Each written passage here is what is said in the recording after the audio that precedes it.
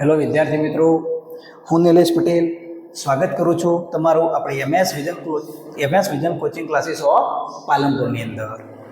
ચલો, આજે આપણે ધોરણ 10નું વિજ્ઞાનનું પ્રથમ ચેપ્ટર રાસાયણિક પ્રક્રિયાઓ અને સમીકરણ એના થોડા આઈએમપી પ્રશ્નો છે ને એ થોડા સમજાવવાનો છું અને એ આપણે આજે ભણવાના છીએ. તો ચલો, પહેલો પ્રશ્ન છે સંયોગીકરણની પ્રક્રિયા એટલે શું? ઉદાહરણ આપો. એટલે કોઈ પણ બે ઉદાહરણ આપવાના. એક ઉદાહરણથી માર્ક્સ મળે પણ બે ઉદાહરણ આપો તો સારું લાગે. તો ચલો, હવે સંયોગીકરણની પ્રક્રિયા કોને કહેવાય? કોઈ કહી શકશો મને? સંયોગીકરણ એટલે કે સંયોગ એટલે જોડાવું. વિજ્ઞાનની અંદર સંયોગીકરણ પૂછે ને તો એને કહેવું જોડાવવું. તો બે પદાર્થો અથવા બેથી વધારે પદાર્થોના જોડાવાથી માત્ર એક જ નિપજ બનતી હોય તો એને કહેવાય સંયોગીકરણ. શું કહેવા માંગુ છું સમજો છો? કોઈ બી બે રાસાયણિક પ્રક્રિયકો હોય, કોઈ પણ રાસાયણિક પ્રક્રિયામાં બે પ્રક્રિયકો અથવા બેથી વધારે પ્રક્રિયકોના જોડાવાથી માત્ર એક જ નિપજ બનતી હોય તો તેને સંયોગીકરણની પ્રક્રિયા કહેવામાં આવે છે. ચલો, હું અહીંયા લખી મારું. એવી પ્રક્રિયા કે જેમાં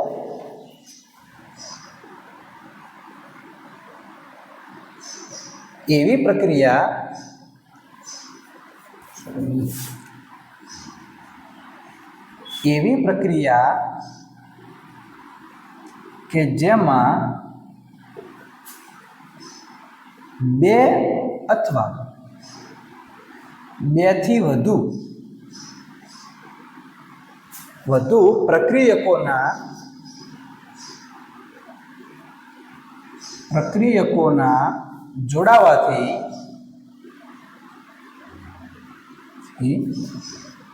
માત્ર એક જ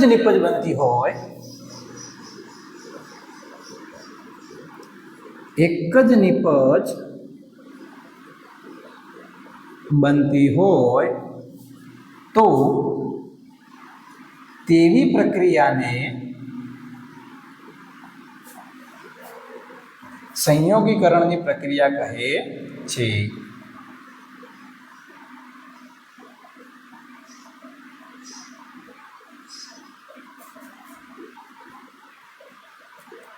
ચલો, અને એક વખત ફરી સમજાવું સાદા ઉદાહરણ લઈને. આપણે વિચારો કોઈ બી હોય જેમાં એક છોકરો છે, છોકરાનું નામ છે એ. બીજી એક છોકરી છે જેનું નામ છે બી. આ એ છોકરો છે, આ છોકરી છે, એ બંનેના લગ્ન થઈ જાય. એક છોકરો હોય એક છોકરી હોય, બંનેના લગ્ન થઈ જવાથી તે બંને શું કહેવાય? દંપતી કહેવાય. એટલે આ બંને ભેગા થઈ જાય એટલે આ બંનેને શું થઈ જાય? દંપતી. એટલે પતિ પત્ની થઈ જાય. કોઈ બી લગ્ન થાય એટલે પહેલા એક છોકરો અને છોકરીના બેના લગ્ન થાય. જ્યારે એમના લગ્ન થઈ ગયા પછી તે દંપતી કહેવાય. શું કહેવાય? દંપતી. એટલે કે પહેલા એક પ્રક્રિયક હતો, છોકરો એક પ્રક્રિયક ઉપર વિચારો કે છોકરો એક પ્રક્રિયક હતો અને છોકરી એક પ્રક્રિયક હતી. આ ગયા વચ્ચે જ્યારે બે પ્રક્રિયક વચ્ચે પ્રક્રિયા થઈ ત્યારે માત્ર એક જ નિપજ મળી. કેટલી નિપજ મળી? માત્ર એક જ નિપજ મળી.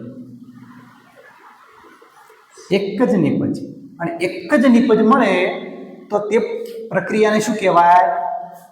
સંયોગીકરણની પ્રક્રિયા. કેવી પ્રક્રિયા કહેવાય? સંયોગીકરણની પ્રક્રિયા.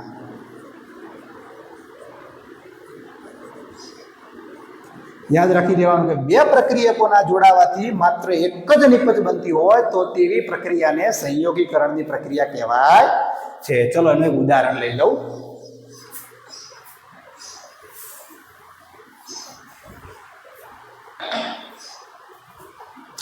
હું કયું લઉં ઉદાહરણ? ચલો, કેલ્શિયમ ઓક્સાઇડની પાણી સાથે તમે પ્રક્રિયા કરો.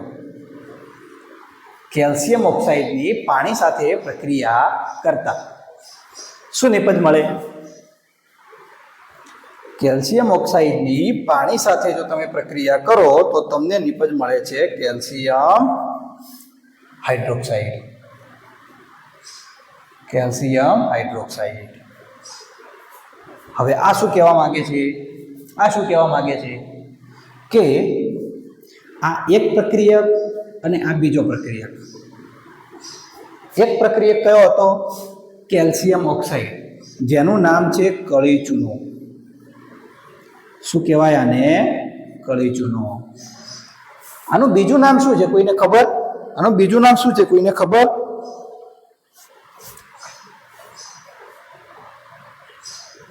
ક્વિક લાઇમ. આનું બીજું નામ શું છે? ક્વિક લાઇમ. અને પહેલાનું લાઇમ વોટર. અહીંયા સોલિડ ફોર્મ, લિક્વિડ ફોર્મ એ તમે ના લખો તો ચાલે, SL લખો તો સારું છે, પણ ના લખો તો ચાલે, એના કોઈ માર્ક્સ કપાતા નથી, માટે ડાયરેક્ટ યાદ રાખી દેવાનું. જ્યારે કળી ચૂનો અને પાણીને આ બે પ્રક્રિયકોને ભેગા કરવામાં આવે અને આ બે વચ્ચે જે રાસાયણિક પ્રક્રિયા થાય છે ત્યારે આપણને શું મળે છે? ચૂનાનું નીતર્યું પાણી. શું મળે? ચૂનાનું નીતર્યું પાણી બને છે. કેલ્શિયમ ઓક્સાઇડ અને પાણી એટલે કે કળી ચૂનો અને પાણીને ભેગા કરવાથી આ માત્ર બે જ પ્રક્રિયા ભેગા થઈ અને શું બને છે? ચૂનાનું પાણી બને છે. જેનું બીજું નામ શું છે? તો ફોડેલો ચૂનો. શું નામ છે એનું બીજું? ફોડેલો ચૂનો. અને એનું ત્રીસરું પણ નામ છે, જેનું નામ છે લાઇમ વોટર. કયું નામ? લાઇમ વોટર. ચલો આના પછી આગળનો પ્રશ્ન. આમાં શું સમજવાનું હતું કે બે પ્રક્રિયકો વચ્ચે પ્રક્રિયા થઈ અને માત્ર એક જ નિપજ બનતી હોય તો તેવી પ્રક્રિયાને સંયોગીકરણની પ્રક્રિયા કહેવાય. એના માટે તમે ગમે એ પ્રક્રિયા લઈ શકો. 2 થી 3 પ્રક્રિયા હોય, જો તમે જે યોગ્ય લાગે એ લઈ શકો. પણ એક પ્રક્રિયા લો તો મને એને લાગતું કોઈ બીજી પ્રક્રિયા લેવાની જરૂર હોય. ઇનફ થઈ ગયા આટલી.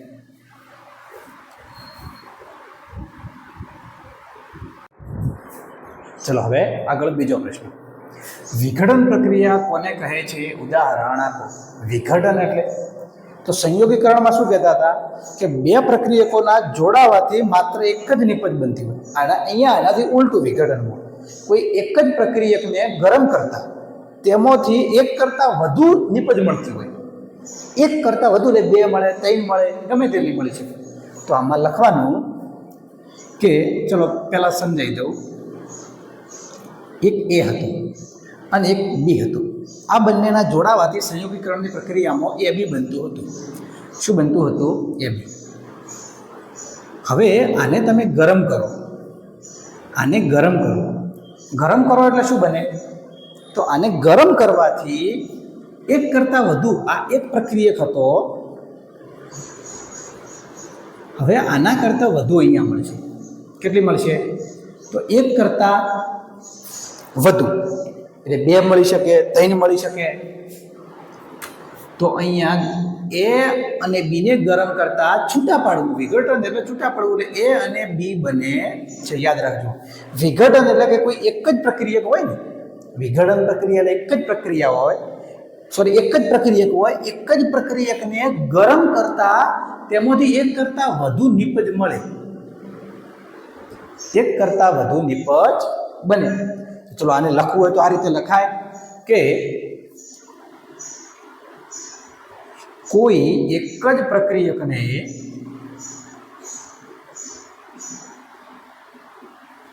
ગરમ કરતા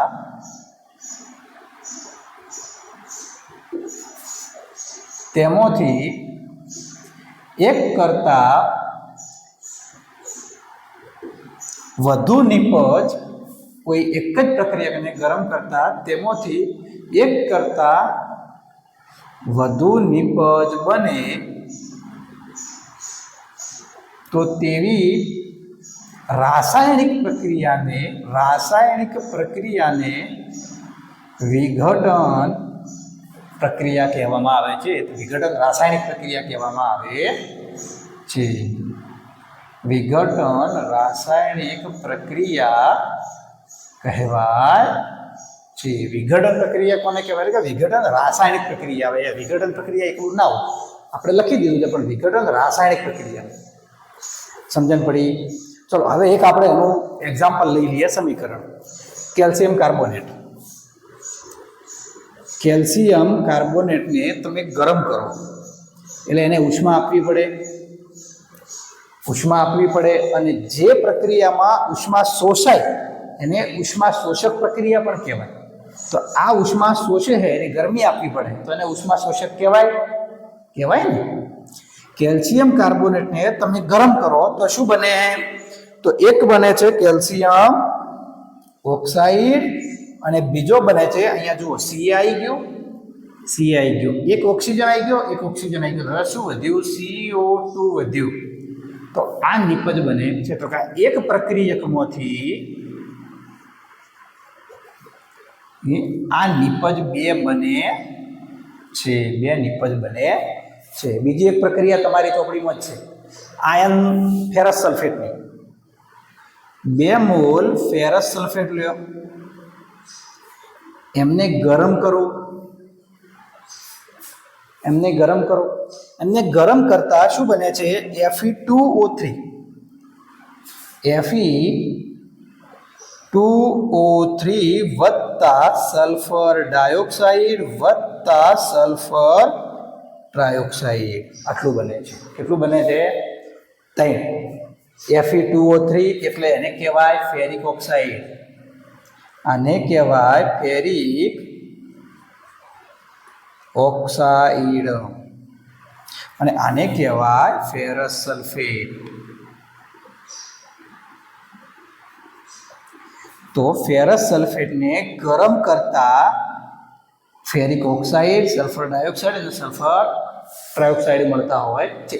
તો આપણી શું પ્રક્રિયા હતી? કોઈ એક જ પ્રક્રિયકને ગરમ કરતા તેમાંથી એક કરતાં વધુ નિપજ બને તો તેવી રાસાયણિક પ્રક્રિયાને વિઘટન રાસાયણિક પ્રક્રિયા કહેવામાં આવે છે.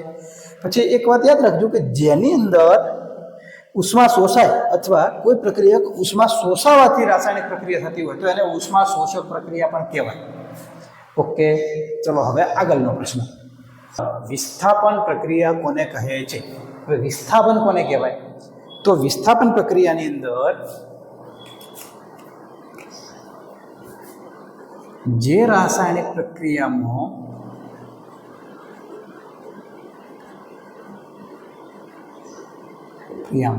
વધુ ક્રિયાશીલ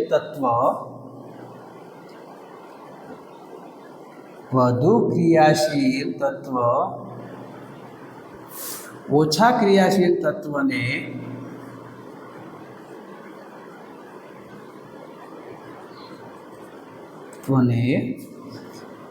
તેના સંયોજનમાંથી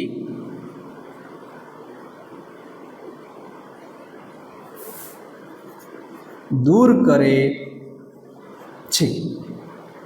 જે રાસાયણિક પ્રક્રિયામાં વધુ ક્રિયાશીલ તત્વ એ ઓછા ક્રિયાશીલ તત્વને તેના રાસાયણિક સંયોજનમાંથી દૂર કરે છે તેવી પ્રક્રિયાને વિસ્થાપન પ્રક્રિયા કહે છે. આની અંદર એવું હોય છે કે બે તત્વો હોય, કોઈ બી પ્રક્રિયામાં બે પ્રક્રિયા તો હોવા જોઈએ ને, ત્યારે બે વચ્ચે પ્રક્રિયા થાય. એકલા વચ્ચે પ્રક્રિયા ના થાય, એકલા વચ્ચે વિઘટન થાય. તો કે એવી રાસાયણિક પ્રક્રિયા કે જેમાં બે છે, સમજાવું ચલો, આ બે છે, એમાં આ વધારે તાકાતવાળો છે, આ વધારે તાકાતવાળો છે. તો શું કરશે? આને દૂર કરે, આને અહીંયાથી દૂર કરે, એટલે કે જે રાસાયણિક સંયોજન છે એમાંથી દૂર કરે છે. વધારે સક્રિય, વધારે ક્રિયાશીલ તત્વ એ ઓછા ક્રિયાશીલ તત્વને તેના સંયોજનમાંથી દૂર કરે તો તેવી પ્રક્રિયાને વિસ્થાપન પ્રક્રિયા કહેવાય. ચલો એનું એક ઉદાહરણ લઉં. ઝીંકનું કોપર સલ્ફેટના દ્રાવણમાં, ઝીંકે એની કોપર સલ્ફેટના દ્રાવણમાં ભેગી પ્રક્રિયા કરાવવામાં આવે. ઝીંકની અને કોપર, આને ઝીંક કહેવાય અને કોપર સલ્ફેટનું દ્રાવણ કહેવાય, એની વચ્ચે પ્રક્રિયા કરાવવામાં આવે તો શું થાય છે? આ ઝીંકનું શું થશે? ઝીંક એક સલ્ફેટ સાથે જોડાશે અને કોપરને ત્યાંથી દૂર કરશે. એટલે કે આ દ્રાવણ હવે બનશે ઝીંક સલ્ફેટનું દ્રાવણ બનશે અને ત્યાંથી કોપરને દૂર કરે. સમજણ પડી? આ વધારે ક્રિયાશીલ એ ઓછા ક્રિયાશીલને દૂર કરે, એના સંયોજનથી દૂર કરે અને તે જોડાઈ જાય એ પ્રક્રિયાને વિસ્થાપન પ્રક્રિયા કહેવાય. આની અંદર એક બીજું પણ ઉદાહરણ આવે છે, જે છે લોખંડનું એફીની કોપર સલ્ફેટ સાથે પ્રક્રિયા કરાવો.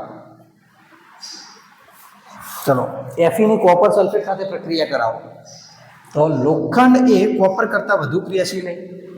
લોખંડ આયન એ કોપર કરતાં વધુ ક્રિયાશીલ છે, માટે આ લોખંડ એ આ સંયોજન સાથે જોડાય છે અને કોપરને દૂર કરશે.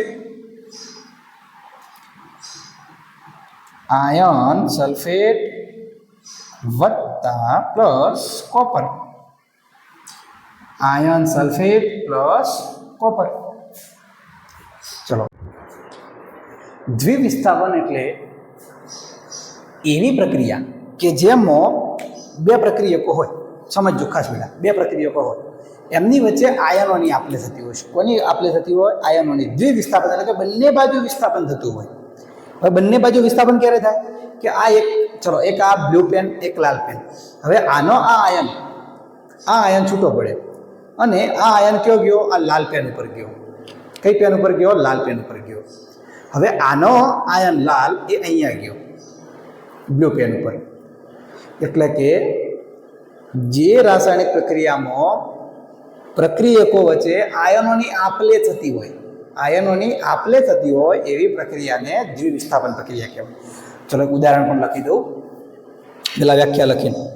જે રાસાયણિક પ્રક્રિયામાં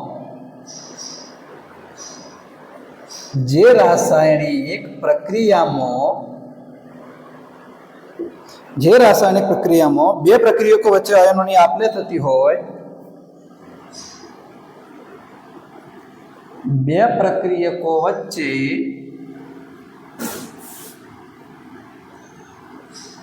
આયનોની આપલે થતી હોય,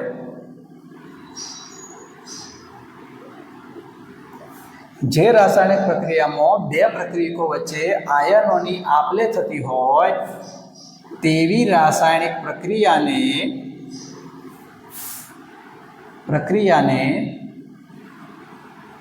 દ્વિવિસ્થાપન પ્રક્રિયા કહેવાય છે. ચલો, આટલા સુધી ખબર પડી કોને દ્વિવિસ્થાપન કહેવાય. તો કે બે પ્રક્રિયકો વચ્ચે આયનોની આપલે થતી હોય. શું થાય? આયનોની, આનો આયન આની પાસે આવે અને આનો આયન આની પાસે જાય. ચલો, એક પ્રક્રિયા લખી દઉં, સોડિયમ સલ્ફેટ Na2SO4 વત્તા બેરિયમ ક્લોરાઇડ, Na2SO4 વત્તા બેરિયમ ક્લોરાઇડ. હવે આની વચ્ચે પ્રક્રિયા કરવામાં આવે તો શું થશે? અહીંયાથી Na છૂટો થશે. કોણ છૂટું થશે? Na. અહીંયાથી બેરિયમ શું કરશે? અને બેરિયમ ક્લોરાઇડ કહેવાય અને સોડિયમ સલ્ફેટ કહેવાય. આ બેરિયમ આની પાસે આવશે, SO4 પાસે. એટલે બેરિયમ SO4 પાસે આવશે તો બેરિયમ સલ્ફેટ બનશે,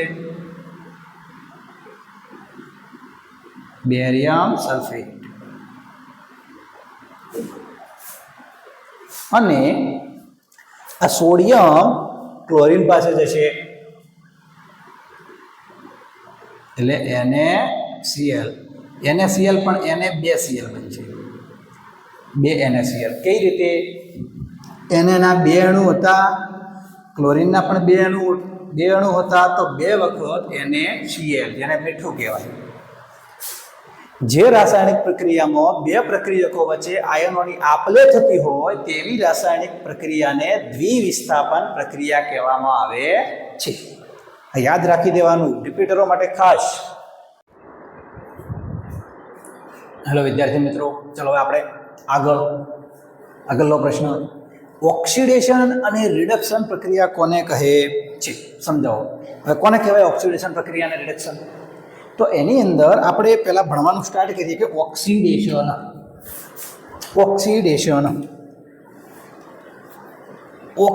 એને કહેવાય કે જે ઓક્સિજન મેળવે. જે શું કરે? ઓક્સિજન મેળવે. એટલે કે જો ઓક્સિજન જોડાય, ઓક્સિજન આવે અને ભેગો જોડાય તો એને કહેવાય ઓક્સિડેશન. અને રિડક્શન શું કરે? હાઇડ્રોજન મેળવે. રિડક્શન શું કરે? હાઇડ્રોજન મેળવે. આ શબ્દ પકડજો ખાસ. કોઈ બી ઓક્સિડેશન પ્રક્રિયાની અંદર ઓક્સિજન બહારથી આવે છે, અંદર જોડાય છે. ઓક્સિજન જોડાય તો ઓક્સિડેશન, અને હાઇડ્રોજન જોડાય તો રિડક્શન. હવે સમજાવું. જે રાસાયણિક પ્રક્રિયા દરમિયાન પદાર્થ ઓક્સિજન મેળવે અથવા હાઇડ્રોજન ગુમાવે તો તેને ઓક્સિડેશન કહે છે.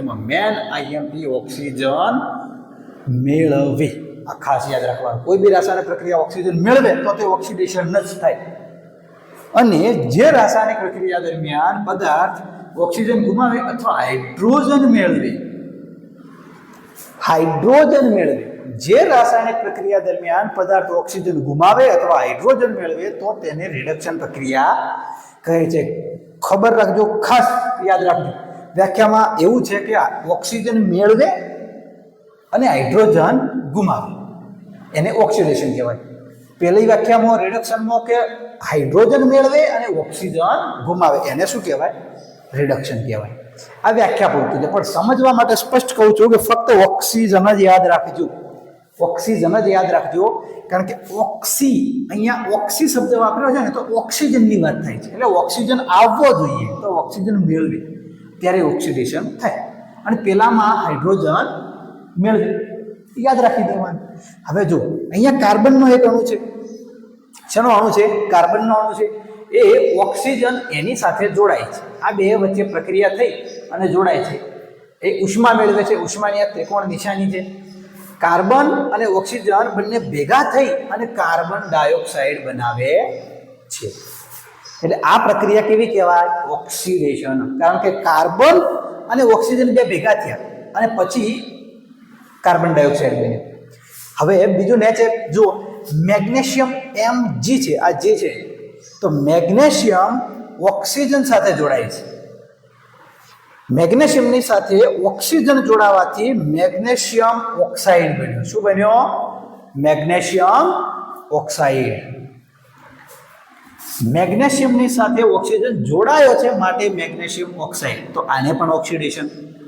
કોપર સાથે, Cu એટલે કોપર સાથે ઓક્સિજન જોડાય છે એટલે કોપરના ઓક્સાઇડ બને છે. તો આ પ્રક્રિયાને પણ ઓક્સિડેશનની પ્રક્રિયા કહેવાય. બસ આટલું જ આવે ઓક્સિડેશનની અંદર.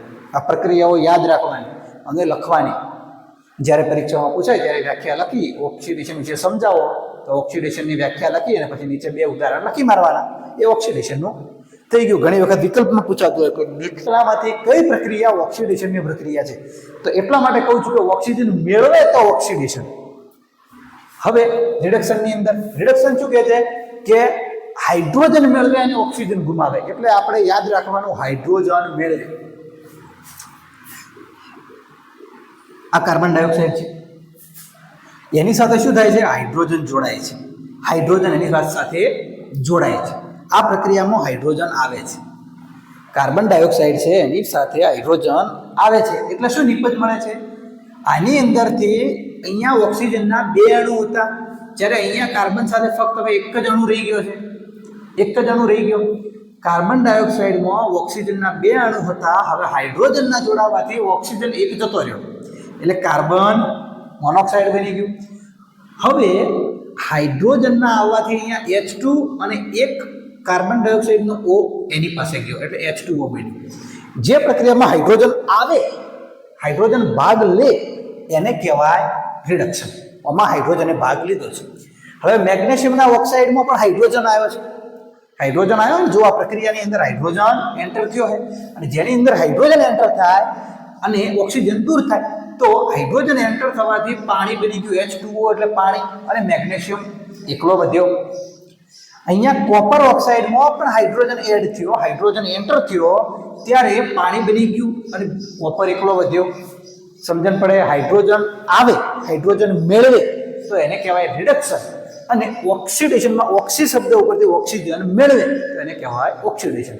આ ફક્ત યાદ રાખવા પૂરતું છે. ઓક્સી કોઈ થિયરી નથી.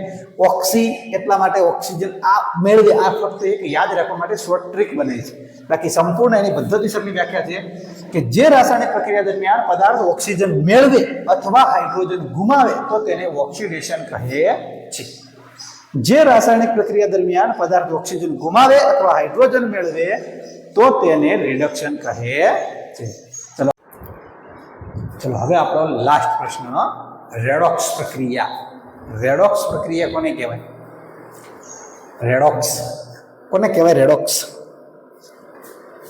રેડોક્સ પ્રક્રિયા એને કહેવાય કે જેમાં ઓક્સિડેશન થતું હોય અને રિડક્શન પણ થતું હોય. ઓક્સિડેશન પણ થતું હોય અને રિડક્શન પણ થતું હોય. રેડોક્સ પ્રક્રિયા કોને કહે છે? ઉદાહરણ આપી સમજાવું. એટલે કે ઓક્સિડેશન રિડક્શન પ્રક્રિયા કોને કહે છે? તો પણ એ પ્રક્રિયા રેડોક્સ પ્રક્રિયા જ હોય. ઓક્સિડેશન અને રિડક્શન પ્રક્રિયા, આ ઓક્સિડેશન અને રિડક્શન પ્રક્રિયા કોની અંદર થાય? તો રેડોક્સની અંદર થાય. કોની અંદર થાય? રેડોક્સની અંદર. આ સાયન્સનો એક મસ્ત સરસ ટોપિક છે, રેડોક્સ. અને જે તમારે અહીંયા બેઝિક થોડો સામાન્ય આપ્યો છે. ચલો, રેડોક્સ પ્રક્રિયા કોને કહેવાય? કે જે પ્રક્રિયામાં એક પ્રક્રિયકનું ઓક્સિડેશન અને બીજા પ્રક્રિયકનું રિડક્શન થતું હોય તો તેવી પ્રક્રિયાને રેડોક્સ પ્રક્રિયા કહે છે. આપણે પહેલાં ઓક્સિડેશન ભણ્યા કે ઓક્સિજન મેળવે તો ઓક્સિડેશન, હાઇડ્રોજન મેળવે તો રિડક્શન, ઓક્સિજન ગુમાવે તો રિડક્શન અને હાઇડ્રોજન ગુમાવે તો ઓક્સિડેશન. એટલે સરળ ભાષામાં સમજાવું, આ એક પ્રક્રિયક છે મારા હાથમાં પેન્દ્રી, એ શું કરે? ઓક્સિજન મેળવે તો ઓક્સિડેશન થાય અને જ્યારે ઓક્સિજન મેળવે અથવા એની પાસે પોતાનો જે હાઇડ્રોજન હોય એને ગુમાવે. ઓક્સિજન આવે તો હાઇડ્રોજન જાય, હાઇડ્રોજન આવે તો ઓક્સિજન જાય, હાઇડ્રોજન આવે તો ઓક્સિજન જાય. બંને ક્યારેય ભેગા ના થાય. એ સિચ્યુએશનથી વિચારી લો ઓક્સિડેશનને. ઓક્સિડેશનમાં ઓક્સી શબ્દ હોવાથી ઓક્સિડેશનમાં ઓક્સિજન આવે તો હાઇડ્રોજન ગુમાવે અને રિડક્શનમાં ઓક્સિડેશન, તો રિડક્શનમાં ઓક્સી શબ્દ નથી તો રિડક્શનમાં હાઇડ્રોજન આવે તો ઓક્સિજન ગુમાવે. ઓક્સિડેશનમાં ઓક્સી શબ્દ હોવાથી ઓક્સિજન આવે તો હાઇડ્રોજન જાય અને રિડક્શનમાં હાઇડ્રોજન આવે તો ઓક્સિજન જાય. આ સિસ્ટમથી અહીંયા એક જ પ્રક્રિયામાં બંને ભેગા, એક જ પ્રક્રિયા હોય અને એની અંદર જો બંને થતું હોય, ઓક્સિડેશન થાય અને રિડક્શન થાય, જો બંને ભેગું થતું હોય ને તો એ પ્રક્રિયાને કહેવાય રેડોક્સ પ્રક્રિયા. કઈ પ્રક્રિયા? રેડોક્સ પ્રક્રિયા. ચલો, આ રેડોક્સ પ્રક્રિયા હવે આપણે સમજીએ. એક લીધું છે ઝિંક ઓક્સાઇડ. શું લીધું છે? Zinc oxide. હવે આ ઝિંક ઓક્સાઇડની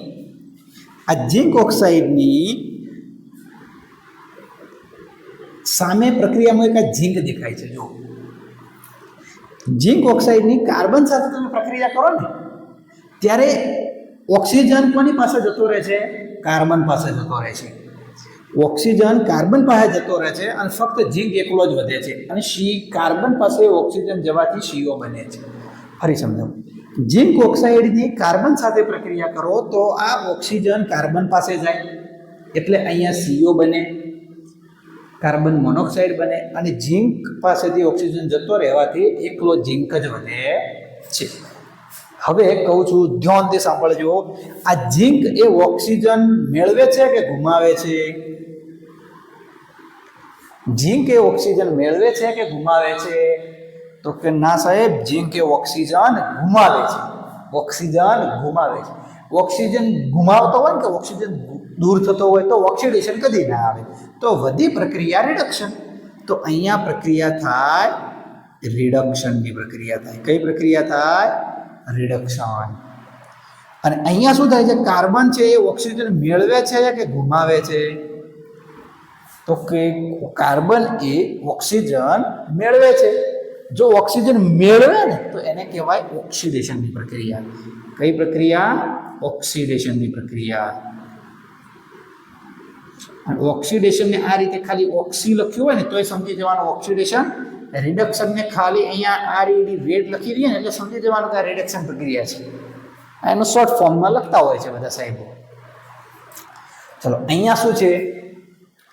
કોપર ઓક્સાઇડની હાઇડ્રોજન સાથે પ્રક્રિયા કરાવવામાં આવે તો કોપર વત્તા પાણી બને છે. કોપર ઓક્સાઇડની અંદર ઓક્સિજન શું કરે છે? હાઇડ્રોજન એડ થાય છે અને હાઇડ્રોજન એડ થાય ને પાણી બનાવી દે. કોપર ઓક્સાઇડમાંથી માત્ર અહીંયા કોપર જ બને છે. એટલે શું કરે છે? કોપરની સાથે જોડાયેલો ઓક્સિજન દૂર થઈ અને કોપર બને છે. શું બને છે? કોપર બને છે. જોજો, સમજજો કે ઓક્સિજન દૂર થાય તો ઓક્સિડેશન કદી ના આવે. ઓક્સિજન મેળવાય તો જ ઓક્સિડેશન આવે. તો અહીંયા ઓક્સિજન દૂર થતો હોવાથી આ પ્રક્રિયા કહેવાય રિડક્શન પ્રક્રિયા. કઈ પ્રક્રિયા? રિડક્શન પ્રક્રિયા. અને અહીંયા હાઇડ્રોજન છે, એકલો હાઇડ્રોજન છે. આ બાજુ જતા તે ઓક્સિજન મેળવે છે. ઓક્સિજન મેળવે છે. હાઇડ્રોજન એ ઓક્સિજન મેળવતો હોવાથી જો અહીંયા હાઇડ્રોજનને જન્મ નહીં લેવાનો એટલો બધો કે હાઇડ્રોજન ગુમાવે મેળવે. અહીંયા શું કહે છે કે હાઇડ્રોજન તો છે જ અને અહીંયા પણ હાઇડ્રોજન છે. એ હવે વધારાનો ઓક્સિજન મેળવે છે. ઓક્સિજન મેળવતો હોવાથી આ પ્રક્રિયાને કહેવાય ઓક્સિડેશન પ્રક્રિયા. કઈ પ્રક્રિયા? ઓક્સિડેશન પ્રક્રિયા. તો જે રાસાયણિક પ્રક્રિયામાં ઓક્સિડેશન થાય અને રિડક્શન પણ થાય, બંને પ્રક્રિયાઓ ભેગી થતી હોય એને કહેવાય રેડોક્સ પ્રક્રિયા. ચલો વ્યાખ્યા ફરી સમજો. જે પ્રક્રિયામાં એક પ્રક્રિયકનું ઓક્સિડેશન થતું હોય અને બીજા પ્રક્રિયકનું રિડક્શન થતું હોય તો તેવી પ્રક્રિયાને રેડોક્સ પ્રક્રિયા કહે છે. એટલે એક પ્રક્રિયક એટલે આ એક પ્રક્રિયકનું શું થાય છે? રિડક્શન. અને આ બીજા પ્રક્રિયકનું શું થાય છે? ઓક્સિડેશન. અહીંયા આ એક પ્રક્રિયકનું શું થાય છે? રિડક્શન. અને અહીંયા આ બીજા પ્રક્રિયકનું ઓક્સિડેશન. સમજણ પડી? આ મસ્ત ટોપિક છે અને આઈએમપી ટોપિક છે. મોસ્ટ આઈએમપી પ્રશ્ન છે રેડોક્સ પ્રક્રિયા, ઓક્સિડેશન રિડક્શન પ્રક્રિયા. અત્યારે જે બે છેલ્લા પ્રશ્નો લીધા ને મોસ્ટ આઈએમપી પ્રશ્નો છે અને વહ્ય જ એની અંદર એ પ્રશ્ન વહ્ય જ છે. ચલો આ ખબર પડી છે ને બેટા? તો હવે આપણે આ ચેપ્ટરની અંદરથી આઈએમપી પ્રશ્નો વધારે લીધા અને તમને સમજાયા છે. હવે તમારી જવાબદારી કે તમારે એને તૈયાર કરવા, ન કરવા, વ્યવસ્થિત લખવા. અને રિપીટરો માટે તો ખાસ કહું છું કે આવા પ્રશ્નો ખાસ તૈયાર કરજો. હવે એમને એક્ઝામ આવે છે ને 28 તારીખ કે આસપાસ કઈ તારીખ છે અને એક્ઝેક્ટ ખ્યાલ નથી રિપીટરની પરીક્ષાનો તારીખ, પણ એ ખાસ તૈયાર કરજો. અને જે નવા અત્યારે 10મામાં છે અને ખાસ આ પ્રશ્નો તૈયાર કરી લેવાના, જેનાથી તમને ધીમે સમય જાય ત્યારે ભૂલાય નહીં. અને આ વિડીયો પણ રિપીટ જોઈ જવાનો તો તમને સમજણ રહે. ચલો ઓકે, તો વિદ્યાર્થીઓ મળીએ નેક્સ્ટ ચેપ્ટરમાં.